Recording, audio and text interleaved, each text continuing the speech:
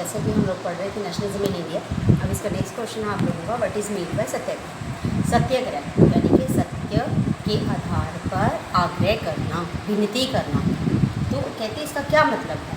कहते हैं satyagraha was the non violent method of fighting against the imperialism used by Gandhi ji. कहते हैं गांधी जी के द्वारा ये अहिंसक मेथड था जो कि साम्राज्य के खिलाफ लड़ा गया। ये गांधी जी ने सत्य के आधार पर एक ऐसा मूवमेंट चलाया जो नॉन वायलेंट था, ताकि अंग्रेज जो हैं वो भारत को छोड़कर जाएं।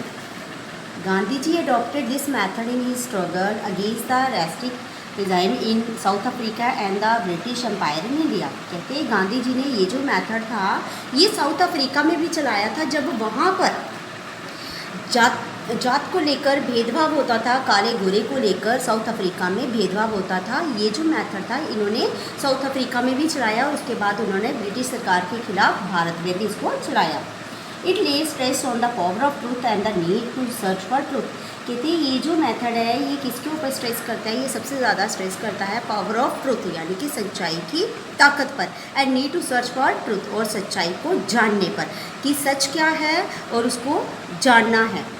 This could be done by appealing to the conscience of the oppressor. कहते उनका ये मानना था कि इस सत्याग्रह के द्वारा वे क्या कर सकते हैं, वे ऑपरेसर की जो विवेक है उसको जगा सकते हैं। ब्रिटिश सरकार का जो हमारे लिए वो गलत सोच रहे हैं उनकी उस ताकत को, उनकी इस भावना को ख़त्म करके वो भारतीयों के बारे में सोचें। उनकी विवेक को जगाने का मेन मोटिव उन्होंने यूज़ किया सत्याग्रह। तो सत्याग्रह के माध्यम से ही उन्होंने भारत को आज़ादी दिलाने का निश्चय किया। Explain the massacre of Jallianwala Bagh. ये तो सभी ने सुना होगा जलियांवाला बाग का हत्याकांड। अब जलियांवाला बाग जो हत्याकांड था ये क्यों हुआ, क्या रीज़न रहे इसके होने के। हम लोगों ने पीछे पढ़ा था रॉल्ट एक्ट के बारे में जो 1990 में हुआ। तो इस रॉल्ट एक्ट के चलते हुए कांग्रेस के दो लीडर जो थे सत्यपाल और सैफुद्दीन किचलू जो थे, इनको 10 अप्रैल को ब्रिटिश सरकार ने रॉल्ट एक्ट के तहत उनको अरेस्ट कर लिया और उनको 2 साल के लिए कहीं भेज दिया। तो इस चीज़ के चलते हुए पूरे भारत में विद्रोह की भावना जो थी वो फैल गई। तो इसके चलते ही जलियांवाला बाग में जो कि अमृतसर में है, वहाँ पर कुछ भारतीय क्रांतिकारियों ने वहाँ पे एक मीटिंग हेल्ड की to protest against the arrest of 2 Congress leader। A public meeting was held on 13 April 1919 in Jallianwala Bagh. कहते उन 2 कांग्रेस लीडरों की अरेस्ट के खिलाफ भारतीयों ने 13 अप्रैल 1919 में जलियांवाला बाग में एक मीटिंग करने का फैसला किया। A small park enclosed by building and side इन अमृतसर। कहते ये जो पार्क थी या ये जो बाग था ये चारों तरफ से, मतलब इसकी चारों तरफ बिल्डिंग्स ही हैं और मतलब सारी साइड्स जो थी वो क्लोज थी। General Dyer with his troops entered in the park, close the only exit and without giving warning order the troops to 500 of man and women and children were killed and more than 200 people were wounded. कहते General Dyer जो थे उन्होंने क्या किया, उन्होंने किसी भी तरीके की चेतावनी दिए बिना उन्होंने इस पार्क में एंटर कर दिया जहां पर भारतीय क्रांतिकारियों की मीटिंग चल रही थी। उन्होंने जितने भी आने वाले रास्ते जो थे या जाने वाले जो रास्ते थे उन सभी को बंद कर दिया, क्लोज कर दिया और अपने सैनिकों को ऑर्डर कर दिया कि वो इन क्रांतिकारियों पर हमला कर दें। और जिसके चलते हुए वहाँ पर, क्योंकि 13 अप्रैल थी और 13 अप्रैल होता है पंजाब में एक बैसाखी का बहुत बड़ा पर्व मनाया जाता है, तो उस दिन बड़े सारे लोग जो थे वहाँ पर इकट्ठे हुए थे इस पर्व को मनाने के लिए भी। तो उन्होंने उनको भी बाहर जाने का मौका नहीं दिया। तो जैसे ही उनके सैनिकों ने वहाँ पर फायरिंग शुरू कर दी तो वहाँ पर जो भी इकट्ठे हुए, चाहे वो आदमी, औरतें और बच्चे जो थे, वो सारे के सारे वहाँ पर मारे गए। मोर देन 200 पीपल वर वाउंडेड। और कहते वहाँ पे 200 के करीब जो लोग थे वो जख्मी हो गए। This set a wave of resentment through out the country. और कहते इस चीज़ ने, ये जो उन्होंने कदम उठाया था, इससे पूरे भारत में एक रोष की भावना जो थी वो फैल गई, यानी कि पूरे भारतीय इस एक्ट के या इस उनके काम के खिलाफ हो गए।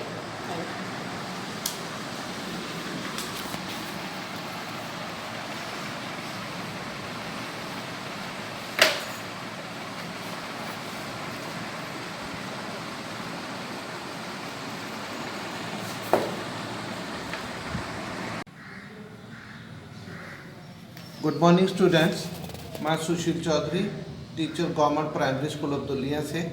स्टूडेंट 7th क्लास के लिए आज मैं सब्जेक्ट मैथ का लिया है फ्रैक्शंस। अगर मोटे तौर पे पिछली बात करें जो आपकी रिवीजन के हिसाब से बनती है, तो फ्रैक्शन में आपने फ्रैक्शंस 3 टाइप की आपने की हुई है, means proper fraction, improper fraction and mixed proper fraction. अगर प्रॉपर फ्रैक्शन की क्या प्रॉपर्टी है, इसमें न्यूमरेटर जो है वो स्मॉलर होता है डिनोमिनेटर से। इम्प्रॉपर में न्यूमरेटर लार्जर होता है और डिनोमिनेटर स्मॉलर होता है। फिर मिक्स्ड जो है उसमें वो लगभग इम्प्रॉपर है, लेकिन हम लोग उसको फ्रैक्शन में पार्ट में लिख लेते हैं। जैसे 9/7 था तो मैंने 9 को 7 से डिवाइड किया तो 1 क्वोशंट आ गया, 2 रिमाइंडर आ गया, तो इसको लिखने का तरीका हो गया 1 and 2/7। सो ये आपके पास एग्जाम्पल में हो गया। अगर एग्जाम्पल प्रॉपर की देखूं तो प्रॉपर में न्यूमरेटर को स्मॉलर लेना है, सो मैंने 3 ले लिया और डिनोमिनेटर 5। इसी तरह आप कुछ भी लिख सकते हो, 6/7, 9/11, 10/13, मीन्स जो डिनोमिनेटर है वो लार्जर हो और न्यूमरेटर स्मॉलर। इम्प्रॉपर में जैसा हमने पहले कहा कि लार्जर न्यूमरेटर होगा, तो कोई भी आप लार्जर वाला ले लीजिए न्यूमरेटर में और स्मॉलर वाला डिनोमिनेटर में, तो वो टर्म हमारी इम्प्रॉपर हो जाए। यही इम्प्रॉपर को जब हम डिवाइड करके फ्रैक्शन में लिख लेंगे तो ये हमारी मिक्स्ड फ्रैक्शन हो जाएगी। अब इसके बाद हमारे पास क्वेश्चन आता है कि एडिशन और सब्ट्रैक्शन कैसे करनी है फ्रैक्शन की। इसमें मैंने इसको 3 स्टेप में बांटा हुआ है। स्टेप 1 में आप क्या करोगे, डिनोमिनेटर सेम कर लोगे अगर उनके डिनोमिनेटर बराबर नहीं है। दूसरे स्टेप में क्या करना है, ऐड या सब्ट्रैक्ट करने के लिए क्या करना है, अगर डिनोमिनेटर आपने इक्वल कर लिया, ऐड अगर सब्ट्रैक्ट है तो सब्ट्रैक्ट का साइन कर ले और आंसर डाल लो। तीसरे स्टेप में सिंपली आपने उस फ्रैक्शन को सिंप्लीफाई करना है। इस तरह से मैंने एक एग्जांपल लिया जो बच्चों के लिए एक एक्टिविटी हो जाएगी। आप घर में एक चपाती भी ले सकते हो, पिज़्ज़ा ले सकते हो। तो यहाँ मैंने 2 सिस्टर्स ली, एक नेहा एक पूजा। दोनों ने एक पिज़्ज़ा परचेज किया मार्केट से। नेहा ने एट किया 1/4 ऑफ इट, मीन्स 1/4 नेहा ने खा लिया और बाकी बचा हुआ किसको दे दिया, अपनी सिस्टर पूजा को। तो यहाँ पे हमने पिज़्ज़ा की ये डायग्राम बना दी सर्कल में, ये पिज़्ज़ा है। फिर इसके हमने 4 पार्ट्स कर लिए। 4 पार्ट्स में हमने एक पार्ट जो था, 4 पार्ट करने के बाद हमने 4 पार्ट अलग अलग दिखा दिए। 1 पार्ट जो है वो नेहा ने खा लिया है। टोटल पार्ट 4 थे, इसलिए इसको लिखने का तरीका हो जाएगा 1/4। जो पिज़्ज़ा डिवाइड कर दिया हमने 4 पार्ट्स में, नेहा ने उसमें से 1 पार्ट लिया, दैट इज़ 1/4। सो जो बचा हुआ है पिज़्ज़ा लेफ्ट कितना हो जाएगा, 3 pieces. Since it is divided in 4 parts, तो पिज़्ज़ा लेफ्ट कितना हो जाएगा, 3/4। अगर इसी फ्रैक्शन की एक्सरसाइज 2.1 ले लूँ तो यहाँ पे आ जाएगा सॉल्व 2 - 3/5। ये क्वेश्चन नंबर 1 का फर्स्ट पार्ट है। तो 2 जो था वो सिंपली एक नंबर हमने लिखा हुआ था। इसकी फ्रैक्शन में लिखने के लिए इसमें डिनोमिनेटर 1 हम ऐड कर लेंगे, तो इट विल बिकम 2/1 - 3/5। तो हियर डिनोमिनेटर 1 और 5 हो जाएंगे, दोनों डिनोमिनेटर अलग हैं। इनको सेम करने के लिए हम लोग एलसीएम ले लेंगे 1 और 5 का, तो वो सिंपली 5 आ जाएगा। अब इक्वेट कर लो, 2 को भी 5 से मल्टीप्लाई कर लो, न्यूमिनेटर में भी और डिनोमिनेटर में भी। फिर 3 को आप मल्टीप्लाई जो बचा हुआ 1 एलसीएम वाला है उससे कर लो, तो ये आपके पास 1 आ जाएगा। सो 2 इंटू 5 10, 10 अपॉन 5, अगेन यहाँ पे आ जाएगा 3 इंटू 1 3 अपॉन 5, 10 माइनस 3, तो सिंपल करके 7 अपॉन 5। तो जैसा मैंने पहले आपको बताया था ये इम्प्रॉपर फ्रैक्शन है, इसको मिक्स फ्रैक्शन बनाने के लिए हम लोग डिवाइड कर लेंगे 5 को 7 के साथ, 5 1 से 5, 2 बच जाएंगे, 1 हमारा क्वोशंट है, 2 रिमाइंडर है, तो इसको लिखने का तरीका 1 इंटू रिमाइंडर अपॉन डिवाइजर। तो बाकी इसके 9 पार्ट्स जो हैं क्वेश्चन नंबर 1 के, ये आप रिवाइज कर लीजिए। फिर दूसरा क्वेश्चन आता है डिसेंडिंग या असेंडिंग का, कोई भी पूछ ले तो इसके स्टेप्स 2 स्टेप में इसको करना है बिल्कुल पहले की तरह से। जैसे इसमें एग्जांपल है, फर्स्ट पार्ट है इसका 2 अपॉन 9, 2 अपॉन 3, 3 अपॉन 21। अब इनमें भी डिनोमिनेटर जो है वो 9, 3 और 21 है, तीनों अलग अलग है, तो इनको एलसीएम निकाल लीजिए इक्वल करने के लिए।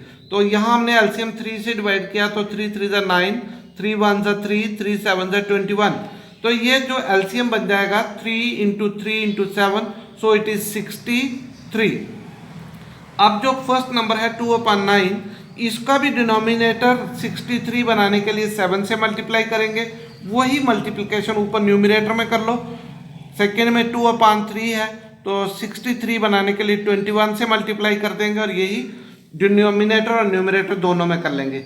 नेक्स्ट में 8 अपॉन 21 है, 63 बनाने के लिए हम 3 से मल्टीप्लाई कर लेंगे, तो we will get 14 upon 63, 42 upon 63, 24 upon 63। इसमें जो बड़ा नंबर है डिसेंडिंग में उसको पहले लिखना है, और यही केस अगर असेंडिंग का होगा तो पहले छोटे वाला लिखना है, लेकिन यहाँ हम डिसेंडिंग कर रहे हैं इसलिए मैंने बड़ा नंबर लिखा 42 अपॉन 63। ये इससे छोटा नंबर है 24 अपॉन 63, उससे छोटा नंबर है 14 अपॉन 63। सो अगर इसको सिंप्लीफाई करें तो इसका मतलब 2 अपॉन 3 ग्रेटर है किससे, 8 अपॉन 21 से, ग्रेटर है 2 अपॉन 9 से। अगर आप क्वेश्चन नंबर 3 बुक का देखोगे तो उसमें एक स्क्वायर बनाया हुआ है, उसमें जितने भी नंबर्स हैं उनको आपने प्लस करना है। क्वेश्चन नंबर 4 में आपको एक रेक्टेंगल दिया हुआ है जिसकी लेंथ ब्रेथ मैंने डायग्राम में बताई है 12.5 है, और ब्रेथ जो है वो 10 इंटू 2 अपॉन 3 है। तो सिंप्लीफाई करेंगे, मीन्स उसको इम्प्रॉपर फ्रैक्शन में कन्वर्ट करेंगे मिक्स को, तो it will become 32 upon 3, length 25 upon 2 आ जाएगा। अब पेरीमीटर का फार्मूला हमारे पास होता है 2 into length plus breadth. Length की जगह लेंथ लिख लो, तो it will become 25 upon 2 plus 32 upon 3। Again denominator दोनों के अलग अलग हैं, जैसा हमने एडिशन सब्ट्रैक्शन में किया था, तो वही स्टेप यहाँ भी रिपीट करना है। 2 और 3 को ले लो तो ये 6 हो जाएगा। फिर 2 इनका डिनोमिनेटर बराबर करने के लिए हम लोगों ने क्या किया, 25 इंटू 3, 3 से मल्टीप्लाई कर लिया, न्यूमिनेटर को भी 3 से कर लिया। फिर 32 इंटू 2, 3 इंटू 2, तो ये आपके पास आ जाएगा 75 अपॉन 6, 64 अपॉन 6। तो 2 जो बाहर था उसको हमने काट लिया 6 से, जो एलसीएम था, 2 3 ज़ा 6, तो ये आ जाएगा 139 अपॉन 3। डिवाइड करोगे इम्प्रॉपर से मिक्स बनाने के लिए तो 46 आ जाएगा आपके पास टर्म जो क्वोशंट है, रिमाइंडर इसमें 1 रह जाएगा, और डिवाइड हमने 3 से किया, so it is 46 into 1 upon 3। ये क्वेश्चंस थे जो मैंने 4 क्वेश्चन आपको कराए हैं। 5th 6th भी सेम क्वेश्चन है, तो ये आप लोग थोड़ा सा देख लीजिएगा, मैंने इसका सॉल्यूशन भी आपको दे दिए हैं, आप इसके साथ रिवाइज करो। अगर किसी पार्ट में प्रॉब्लम आती है तो भी आप फ़ोन नंबर दिए हुए हैं आपको, आप वहाँ पे फ़ोन कर सकते हो और हम उसकी वापस आंसर बना के आपको भेज देंगे।